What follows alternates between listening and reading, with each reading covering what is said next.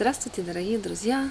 Давненько не снимала для этого канала. Хотела сообщить вам, что на этом канале будут небольшие изменения. Я решила немножко, может, упростить формат, продолжать снимать даже вот с моего балкона, но продолжать все-таки появляться и продолжать покрывать различные темы, которые сейчас волнуют человека, который либо приехал в нашу страну, в Аргентину, либо в общем думает о миграции, либо думает конкретно о приезде в Аргентину.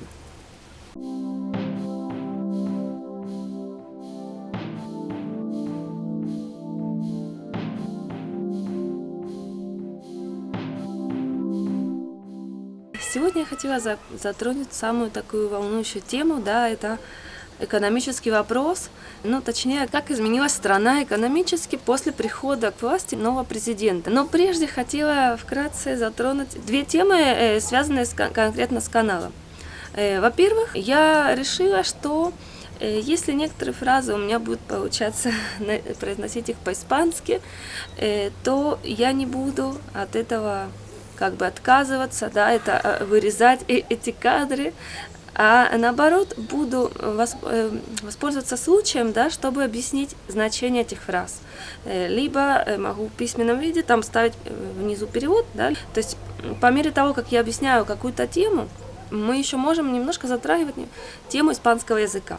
И другой вопрос, что изменилось того, как я начала вести этот канал, да, вот ему уже немножко больше года, и я думала, что я просто-напросто поставлю несколько видео для русскоязычных, которых хотят мигрировать в Аргентину, либо просто хотят узнать о стране, но больше он направлен на людей, которые хотят мигрировать на долгий срок в Аргентину. И что же все-таки изменилось в моей жизни после того, как завела я этот канал? Во-первых, я стала преподавать испанский язык абсолютно не намеренно, да, то есть у меня не было это в целях моих, и я поняла вообще, насколько мне это нравится, но в то же время я пока не могу посвящать свое время полностью этому, то есть у меня есть пара учеников, и больше набирать не могу, так что это не реклама, пока что это антиреклама.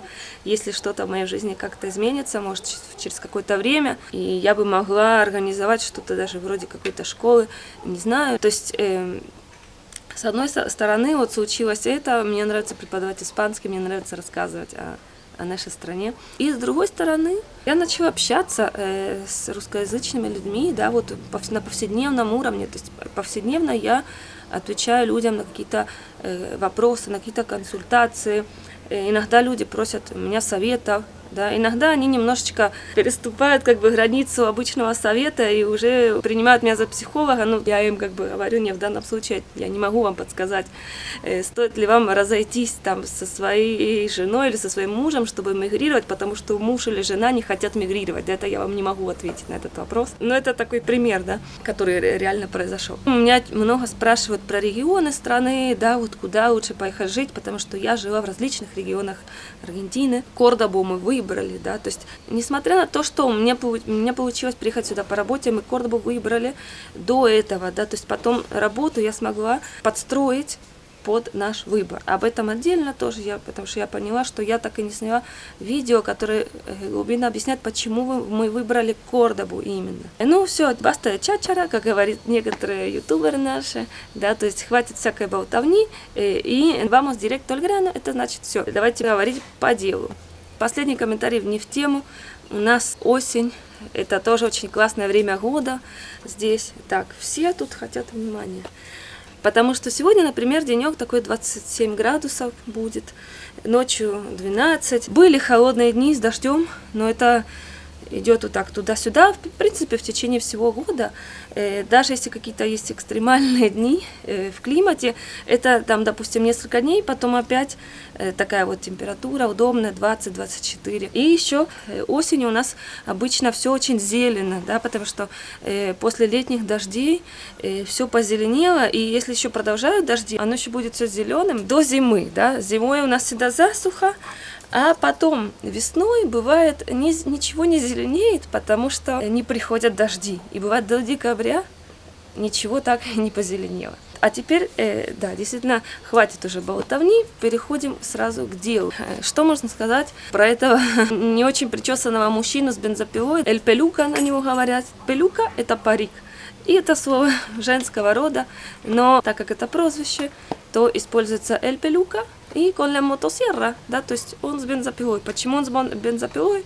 Я думаю, уже многие ютуберы это объяснили, потому что он хочет срезать как бы на минимум все расходы государства. Здесь говорят, что у нас большое государство, да, то есть это почему оно большое? Потому что оно помимо своего присутствия, да, в решении различных проблем, считается, что оно тратит много бюджета, да, на все это, на поддерживание своей структуры. Милей решил, что это все нужно урезать, так как ситуация критическая, инфляция все растет и растет, доллар тоже все растет и растет. Предыдущее правительство его там обычно контролировали. Это правительство, в принципе, пока что тоже не приняло некоторых радикальных мер. Но еще другое, что он обещал, и что очень-очень подлежит критике, это значит расправиться с политической кастой, как он говорит, да, la casta política. То есть их как бы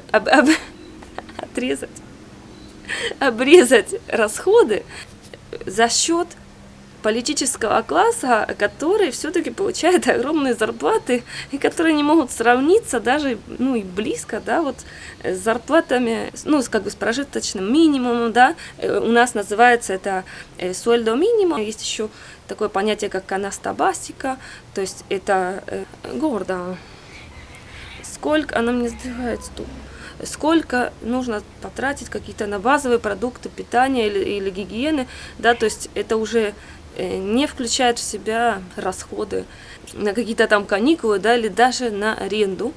И у нас получается такая ситуация, да, вот, например, с арендой, да. Что у нас с арендой? В связи с законом, который приняли несколько лет назад, по которому контракт постоянной аренды подписывается на 3 года, и цена актуализируется только раз в год с индексом contratos de locación, ICL. Это такой индекс, да, такой номерок, где ты там его умножаешь, разделяешь, да, вот на его стоимость, скажем так, взятую вот на различные даты, да, вот даты обновления контракта и даты подписания первого контракта.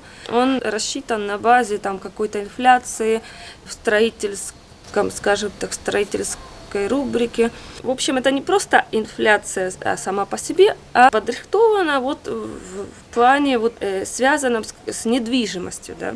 Вот. И в связи с этим, конечно, если человек поставил какую-то там нормальную цену, и через год с нашей инфляцией, которая у нас была около 100%, сейчас она уже скоро будет под 300, да, годовая. То есть через год арендодателю уже копейки идут просто-напросто, да. Поэтому, чтобы перестраховаться, цены взлетели. В общем, этот закон уже отменен. То же самое, не то же самое, но может что-то похожее случилось со многими другими продуктами, где цены были урегулированы государством, и их подпускали, цены взлетели, на что правительство ответило: вы подождите. То есть вы подождите, пока они стабилизируются. Значит так, 2 главных пункта. Первый пункт – это что у нас взлетели цены, да, даже в долларах они взлетели. То есть доллар остановился, можно сказать, доллар довольно-таки стабильный, но цены взлетели. То есть для мигранта, который зарабатывает в долларах, я всегда говорю: приезжайте, здесь рай, здесь можно классно жить. Это уже немножко изменилось, да, то есть все равно у нас считается недорогая страна в сравнении. Нужно все заново пересчитать. Если у вас были одни планы, да, там несколько месяцев назад, до выборов, то сейчас нужно все пересчитать. Вот. И второй пункт, важный для меня, это то, что помимо там какой-то касты, политической касты, я не знаю, что там с ними, что там с их зарплатами, но пока что за все вот эти перемены платим все мы, да, то есть средний класс и самые уязвимые, здесь говорят классы vulnerable, то есть я еще хотела добавить по-испански, мы не говорим часто ricos и pobres, да, это богатые и бедные, мы говорим вот классы acomodada, да, это зажиточный класс, и, скажем так, sectores socioeconómicos vulnerables, да, то есть это люди, которые прежде всего им бьет по карману, потому что они так живут совсем впритык и не покрывая многих из своих нужд. В связи с этим ситуация сейчас критическая, но в то же время такое ощущение, что пока все терпят, да, все мы терпим, и ничего не взорвалось. Что будет дальше, я думаю, зависит от того, стабилизируется ли экономика или нет, потому что больше, чем то, что мы уже расплачиваемся, да, своим карманом, своим кошельком за вот эти вот как бы настройки в экономике, которые на будущее как бы нам обещают стабильность, которой у нас уже много-много лет нет. Жертвовать все больше и больше нашим каким-то благосостоянием, это мы уже не захотим, да, это уже не захочет ни один аргентинец. Пока что, да, ну делали какие-то забастовки. Еще обещают, там вроде как 9 мая уже там поставили день заранее. Но пока что все вот ограничивается там какие-то мемес, да, то есть либо вот разговорами, да, но пока что все спокойно, но есть небольшая, да, в воздухе, да, вот тенсион, напряженная ситуация.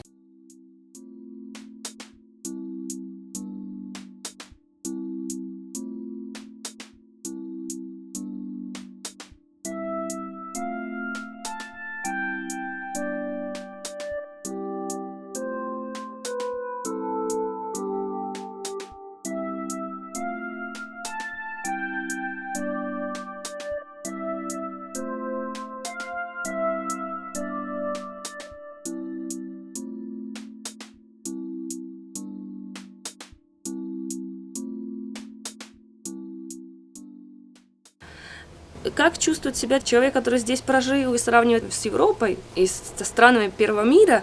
Люди любят свою страну, но все равно иногда очень-очень жестко с ней там. Например, самое известное выражение «un país de mierda», да, то есть люди говорят, что у нас говняная страна. Лично мне, да, вот человек, который приехал сюда, и которому здесь открыли двери, и который смог устроить здесь свою жизнь, мне это обидно слышать. И в то же время, глядя на то, как все происходит, людей можно понять, потому что они учатся много лет в университете, потом они хотят устроить жизнь свою, и этого не получается, ты не можешь найти работу, ты не можешь найти нормально оплачиваемую работу. И люди просто-напросто уезжают, например, воспользовавшись своим европейским гражданством, да, то есть если у кого-то есть какой-то дедушка, бабушка, испанцы, итальянцы, они просто делают себе постепенно паспорт и уезжают в другие страны. И это можно очень понять, особенно людей, вот, которые только-только закончили какую-то учебу и получили вот свой диплом. Да. Те, что уже, которые мы устроились, да, и мы смогли еще с такой подшатанной экономикой, которая все ухудшалась, но мы успели приобрести там свое жилье, например, да, построить свой дом. Некоторые даже смогли, вот у меня были сотрудники, я работала в огромной компании в Буэнос-Айресе, и они в свое время, лет 15-20 назад, даже смогли себе купить квартиры в Буэнос-Айресе, да, то есть сегодня это что-то немыслимое. Короче, у меня перегрелась камера и обрезалась гордо. Мне тут одна вот такая вот толстушка гордо, она мне двигает все.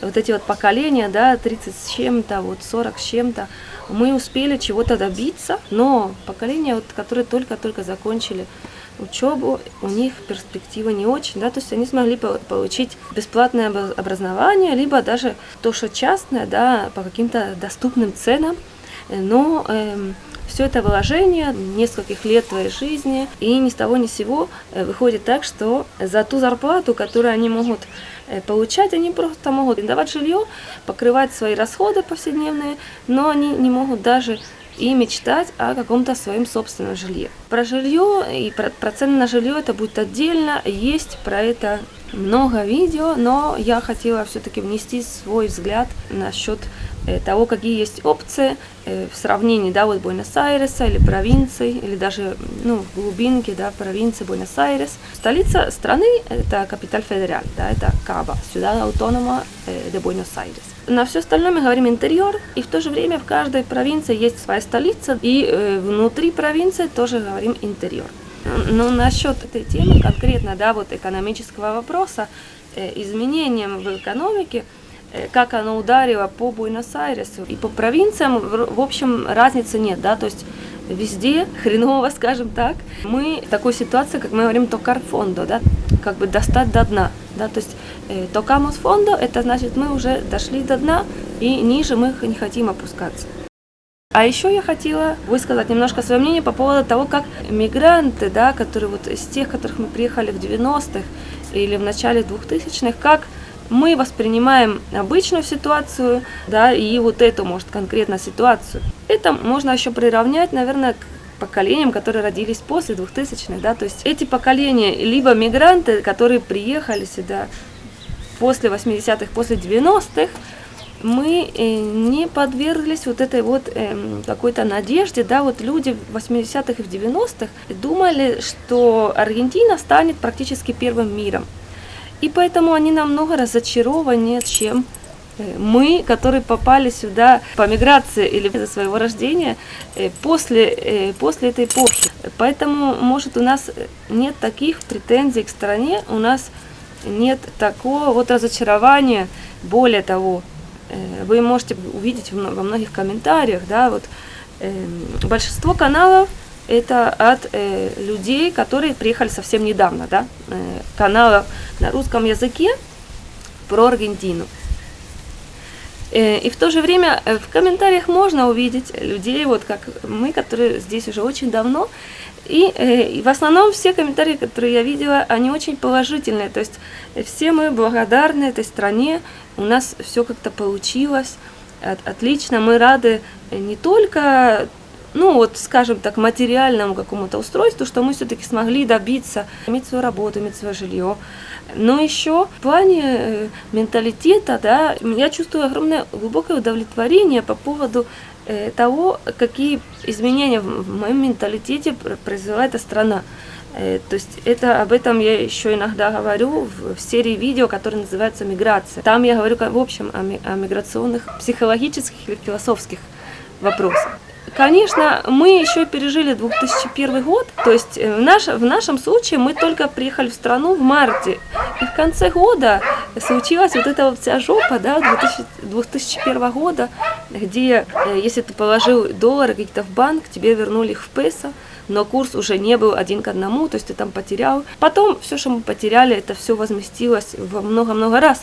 Но, несмотря на это, в тот момент мы не знали, что мы сможем подняться на ноги, что все равно все пойдет нормально, да. И тем не менее мы настолько не боялись. То есть, да, это было, ну, вот этот корралито и вот эти все кассеролясы, да, саке кассеролясо, это когда люди входили, стучали в кастрюле. Сакеос, это когда люди, залазили в супермаркеты и доставали оттуда все. Увидеть эти все манифестации, погромы, умерло определенное количество людей, это было стрёмно, да. Хотя мы конкретно находились в городе Сальта, на севере страны, и там все это было как-то, более посмотрели все это по новостям, но ни с чем с таким не сталкивались.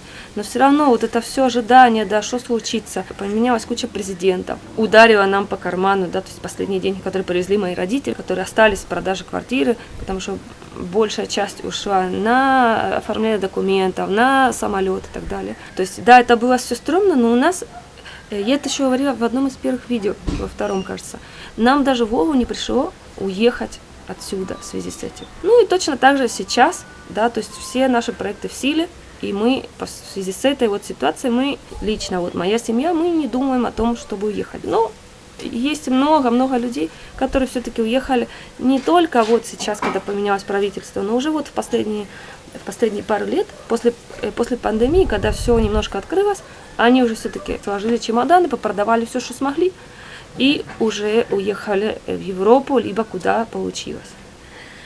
Короче, я назвала много тем, да, из которых могут выйти свои разветвления.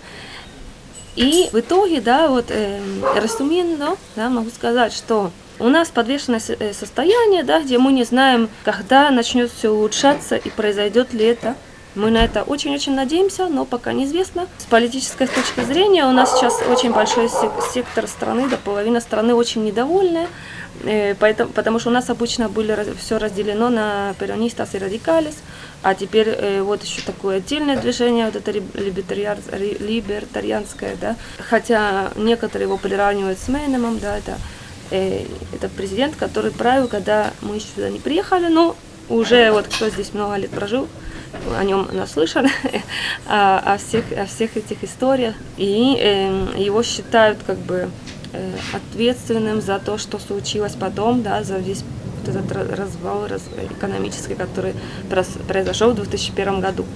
Вот. Потом страна попала к Киршнеру и к Кристине, и при этом все как бы начало налаживаться, но в то же время говорят люди, что благодаря огромному производству сои, да, с климатом все было хорошо, поступило много долларов в страну, экспорт нефти, газа и так далее, даже электричество, да, вот и все вот это вот все в комбинации, да, оно как бы дало огромный толчок стране, что в принципе неважно, кто бы там пришел к власти, все бы это пошло как и на масле, и что тем не менее они не смогли полностью вырулить, и мы опять погрязли вот в такое вот, да, в такую инфляцию, в такую вот надобность, как бы, и зависимость от контроля, и постоянных контролей на импорт, контроля над ценами. И некоторые законы, да, вот, которые по правам человека у нас все классно, я считаю, да, вот по законам, да, потом в реальности там получается по-другому, потому что наша бедность, да, она не позволяет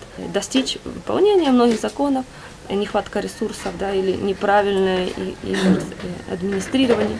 Вот, но это тоже отдельное, наверное, отдельное видео, но я буду уже заканчивать, потому что действительно, наверное, получится очень длинно и скучно, и в следующий раз постараюсь записать на какую-то конкретную тему, более пунктуальную, вот. Ну и время от времени буду продолжать показывать нашу прекрасную Кордобу. Ну, спасибо за просмотр, жду ваших комментариев, ставьте там лайки, в общем, подписывайтесь, если вам интересно, не подписывайтесь и идите дальше, если вам не интересно. Мне не нравится говорить людям, что делать, но что-то не знала, что сказать, и решила сказать то, что говорят все ютуберы. Надеюсь, что вы сделаете правильный выбор для своей жизни. Мне очень жаль, что все вот это вот количество каналов, включая мой канал, они возникли из-за ситуации, да, из-за войны, из-за того, что люди массивно начали уезжать оттуда. Уже не в первый раз получается, просто в прошлый раз это было не из-за войны, но получается вот эта массивная миграция, это, конечно, печально, у нас тоже здесь такое бывает, только я думаю, что от войны, надеюсь, очень надеюсь, что мы очень далеки, и пока этого не будет, мы всегда будем ставить все на эту страну, мы будем всегда мечтать о ней и продолжать планировать нашу жизнь именно здесь. Спасибо за просмотр. Удачи вам в ваших решениях и в ваших проектах. Всем пока!